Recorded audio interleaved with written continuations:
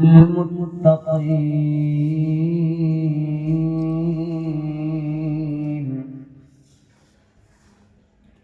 والصلاة والسلام على سيد الأنبياء والمرسلين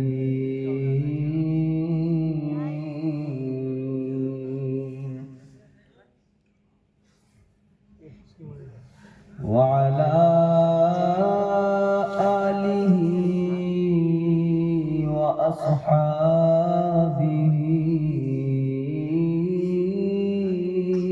أجمعين.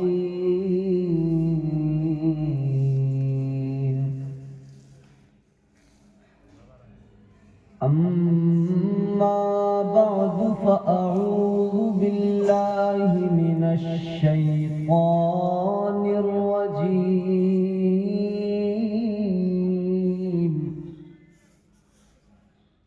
بسم الله الرحمن الرحيم.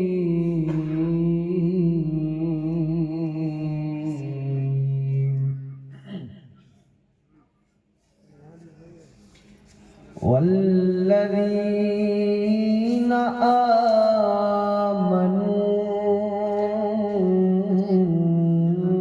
أشد حبا لله.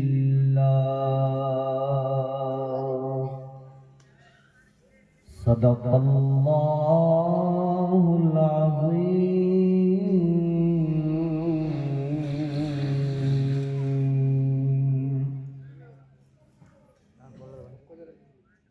غوث اعظم بمن بے سر و سامان مدد قبلہ دی مدد کعبہ ایمان مدد بگرداب بلا افتاد کشتی مدد کن یا معین الدین چشتی. قادریم نعرہ یا غوث اعظم میزنم دمز شیخ احمد رضا خان قطب عالم میزنم.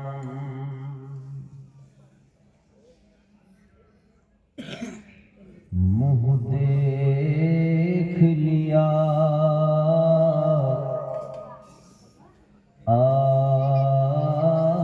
آئینے میں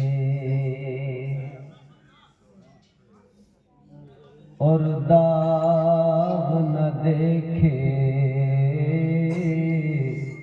سینے میں. دل ایسا لگایا جینے میں مرنے کو مسلمان بھول گئے.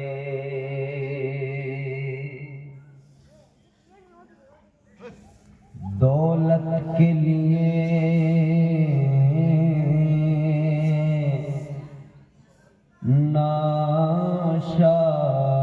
ناشاد ہوئے. غفلت کے سبب ہوئے.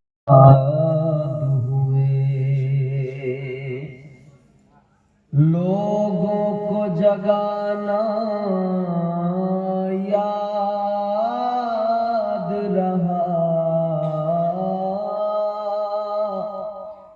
خود ہوش میں آنا بھول گئے. سارا مجمع دل لگا کر بارگاہ رسالت والی رسالت میں بآواز بلند درود پاک کا ہدیہ پیش کریں. پڑھیں اپنے انداز میں. اللہم صلی علی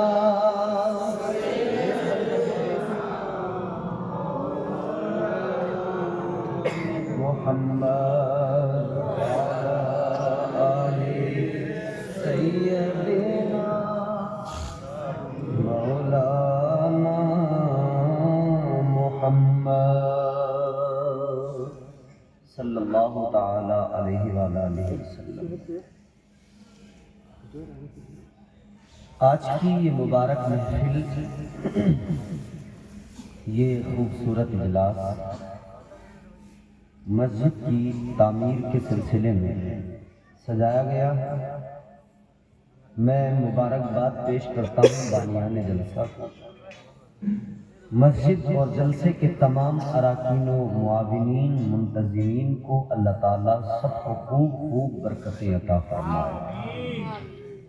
آپ نے بڑی محبتوں کے ساتھ مسجد کے چندے میں حصہ لیا، تعاون پیش کیا، دان آپ نے دیا.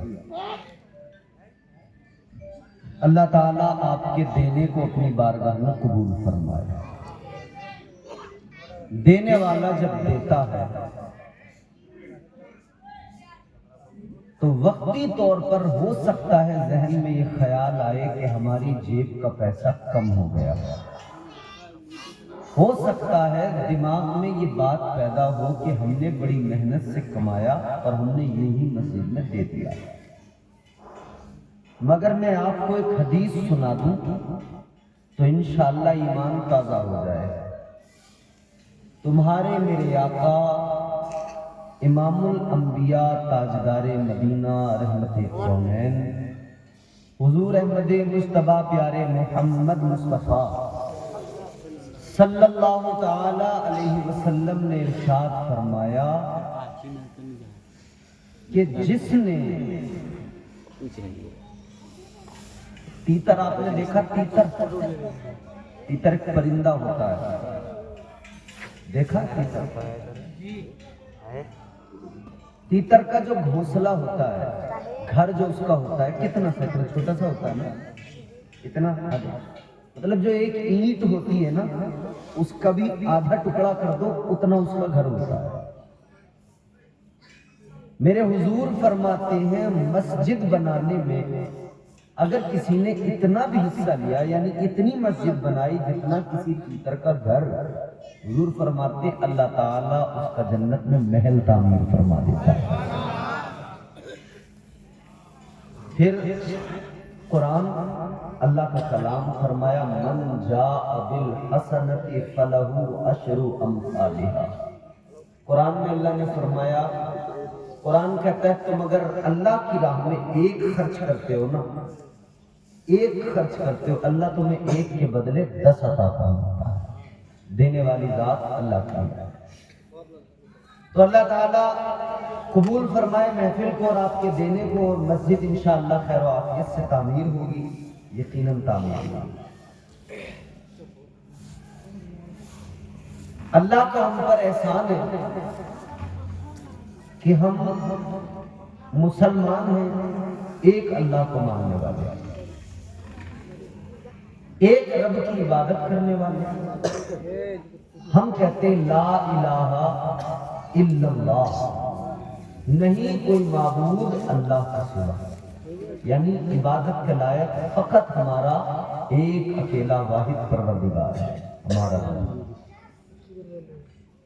اللہ نے ہمیں صاحب ایمان بنایا اور اپنے پیارے محبوب کا امتی بنایا، یہ اس کا فضل ہے، بڑا احسان ہے اللہ تعالیٰ، بہت بڑا فضل ہے اللہ کا. یہ سب سے بڑا فضل ہے، یوں تو اللہ نے کروڑوں احسان کیے ہیں، مگر سب سے بڑا فضل یہ کہ ہمیں اپنے پیارے محبوب کا غلام بنا دیا، اپنا پیارا محبوب ہمیں عطا فرما دیا. اب آپ اگر سستی دور کریں اور ہاتھ جو گھٹنوں کو پکڑ کے بیٹھے وہ چھوڑ دیں اور تھوڑا سا ہاتھ اٹھا کے اگر آپ کچھ جذبات کا اظہار کر لیں تو میں بات شروع کروں. آپ ذرا بیداری کا مظاہرہ کریں اور اجازت دیں، کہیں سبحان اللہ، زور سے بولے سبحان اللہ. فضل رب العلا اور کیا چاہیے، فضل رب العلا اور کیا چاہیے،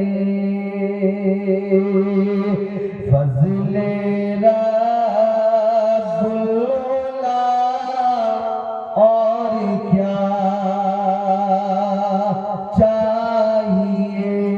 چاہیے، فضل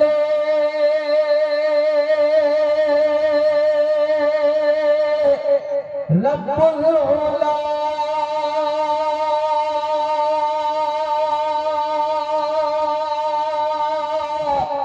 اور کیا چاہیے، فضل رب العلا اور کیا چاہیے، مل گئے مصطفیٰ اور کیا، سبحان اللہ سبحان اللہ، مل گئے مصطفیٰ اور کیا چاہیے، مل گئے مصطفیٰ اور کیا، کیونکہ حضور سے بڑی دولت کوئی، سب سے بڑی دولت اللہ نے یہ دیا تھا، دامن مصطفیٰ جن کے ہاتھوں میں ہے، سبحان اللہ، ہم لوگ نعرہ لگاتے نا حضور کا دامن، زور سے بولیے حضور کا دامن نہیں چھوڑیں گے، ہمارا نعرہ لگاتے ہیں، لگانا چاہیے، دامن کا مطلب یہ نہیں ہے یہ کپڑے والا دامن نہیں ہے، حضور کا دامن نہیں چھوڑیں گے مطلب ہم حضور کا طریقہ حضور کا مشن نہیں چھوڑیں گے، حضور کا کردار و کریکٹر نہیں چھوڑیں گے، نہیں چھوڑیں گے، دامن مصطفیٰ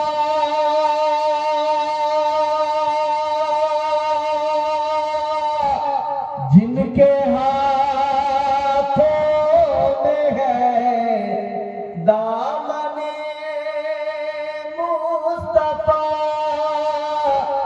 جن کے ہاتھوں میں ہے، ان کو روزے جزا اور کیا چاہیے، ان کو روزے جزا اور کیا چاہیے، جو کچھ بھی ہمیں ملا ہے حضور کے صدقے میں ملا ہے، جو کچھ بھی اللہ نے عطا کیا ہے صدقہ مدینے والے مصطفیٰ کا، بھر کے جھولی میرے سرکار نے، ہمارا عقیدہ ہے مسلمانوں کا الحمدللہ، ہمارا عقیدہ کہ ہمارے حضور غلاموں کو عطا کرتے ہیں، بھر کے جھولی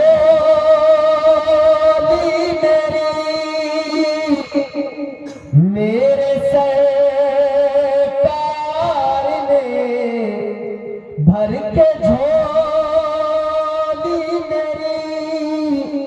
میرے سرکار نے، مسکرا کر کہا اور کیا چاہیے،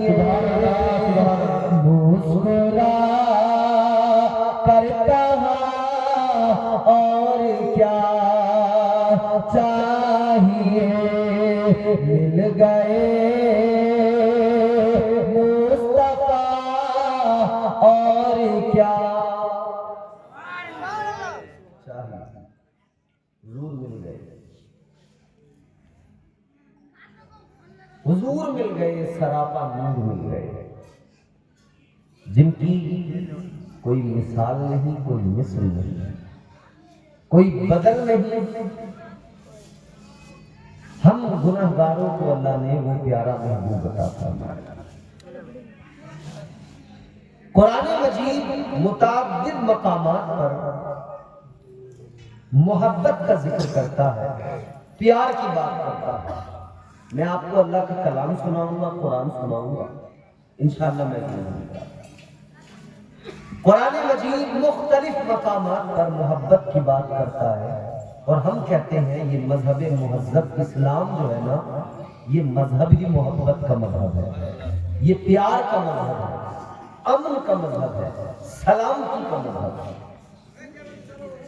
کیونکہ بندوں پر سب سے پہلی چیز اللہ نے جو ایمان میں داخل ہوتے ہیں تو پہلی شرط ہی یہ لگائی کہ بندوں ایمان اللہ اور اس کے رسول پر لانا ہے۔ فرمایا قرآن ہے، میں آپ کو سناتا ہوں رب کا کلام، آپ ذرا مسکرا کے کہہ دیجیے سبحان اللہ۔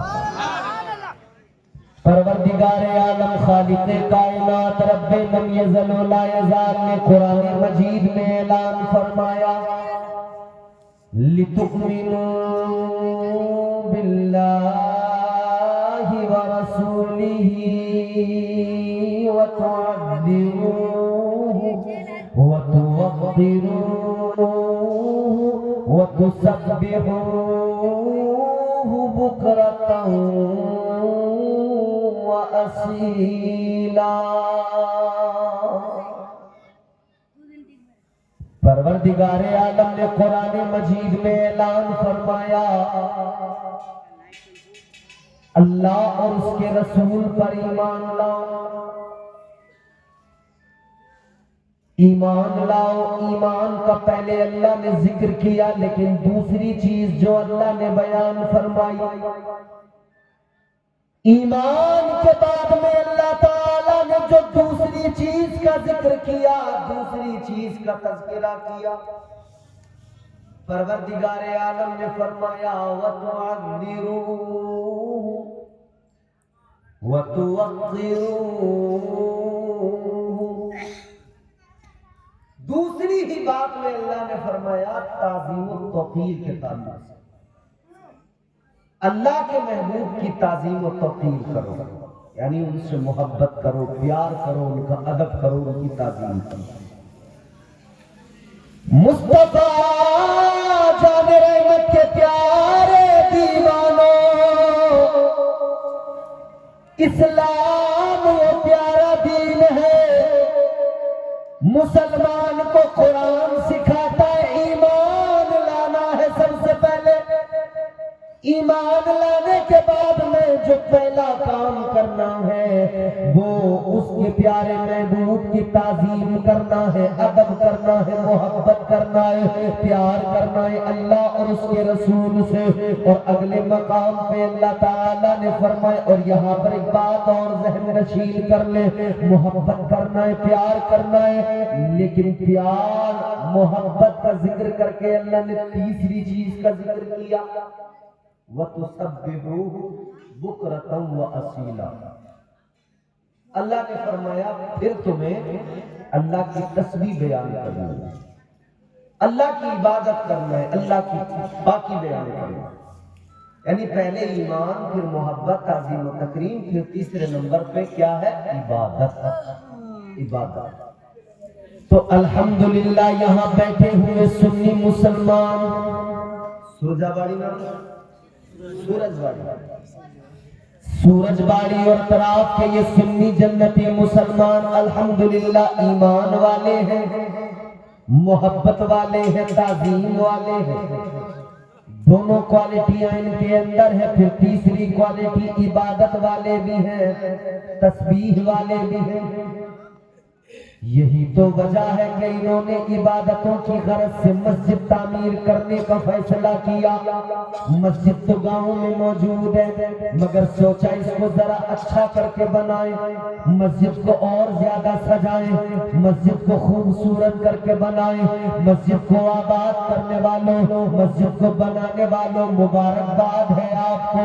اے سورج باڑی کے زندہ دل غیور مسلمانوں، ایک بات میری غور سے سن لو، اس دور کے اندر مسجدوں کے مخالف بہت ہے، مسجدوں کو لے کر نہ جانے کیا کیا باتیں کی جا رہی ہے، مسجدوں کے مخالف مسجدوں کو کوئی توڑنے کی بات کر رہا ہے، کوئی مسجدوں کو گرانے کی بات کر رہا ہے، مگر خوش نصیب ہو آپ اس دور کے اندر آپ مسجد کو بنانے کی بات کر رہے ہو۔ مائک والے بھائی صاحب تھوڑا صاف کر دو، اس کے بعد صاف اور والیوم بڑھا کے رکھو، جہاں تک سیٹی نہ مارے وہاں تک بات بڑھا۔ اس دور میں سمجھ رہے ہیں لوگ مسجدوں کے مخالف ہیں، مسجدوں کے پیچھے نہیں پڑے۔ سنبل کی مسجد کا آپ نے ذکر سنا ہوگا، سنبل کی شاہی جامع مسجد کا کیا ہوا وہاں پر؟ 3 گھنٹے کے اندر عدالت نے پٹیشن جو دائر کی گئی تھی اس کو ایکسپٹ بھی کیا، سروے کا آرڈر بھی جاری کر دیا، سروے بھی ہو گیا، اونلی 3 گھنٹے کے اندر۔ 3 گھنٹے میں سب کچھ ہو گیا۔ اندھی بہری گونگی سیاست رسی پر چلتی ہے، راحت اندوری نے کہا تھا، اندھی بہری گونگی سیاست رسی پر چلتی ہے۔ راحت اندوری نے کہا تھا کئی مداری ہیں، ایک بندریا ہے، بڑھیا ہے، مگر میں کہہ رہا ہوں کئی مداری نہیں ہے۔ میں ذرا سی ترمیم کے ساتھ کہہ رہا ہوں، اندھی بہری گونگی سیاست رسی پر چلتی ہے، ایک مداری ہے، ایک مداری، بیس پورا بند کر دو، ایک مداری ہے جو نچا رہا ہے۔ یاد رکھو میرے عزیزو، آج ملک کے حالات کیا ہیں؟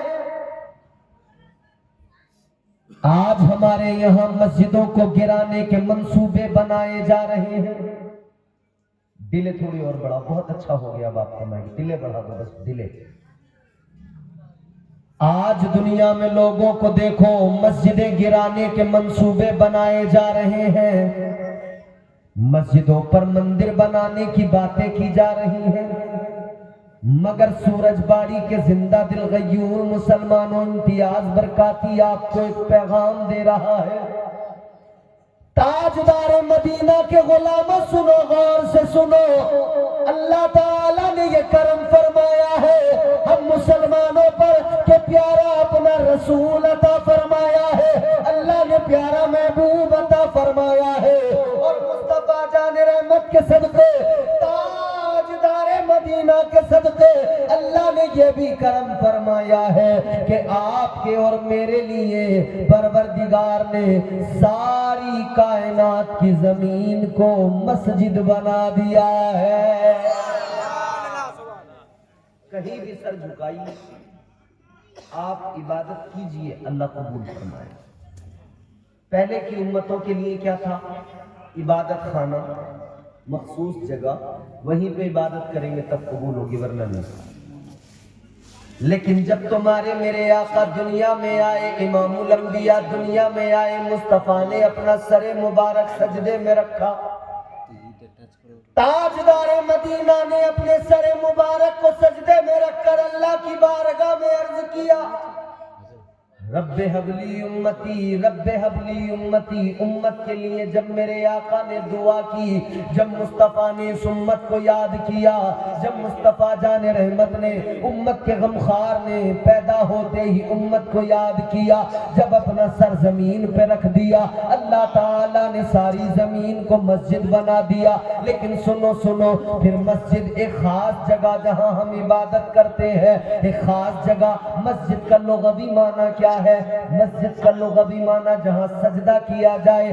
سجدہ تو کہیں بھی کیا جا سکتا ہے، لیکن اصطلاح یہ ہے ایک خاص جگہ جس کو ہم عبادت کے لیے بناتے ہیں۔ اسی لیے تو میرے آقا نے فرمایا اپنے گھروں کو قبرستان نہ بناؤ، اپنے گھروں میں مسجد بناؤ، اپنے گھروں میں مسجد بناؤ۔ کیا مطلب ہے؟ حضور نے امت کو پیغام دیا، محلے میں بھی مسجد ہو، تیرے گھر میں بھی ایک نماز پڑھنے کی جگہ ہو، تیرے گھر میں بھی ایک نماز پڑھنے کی مخصوص جگہ ہو، تو اپنے گھر کے اندر نماز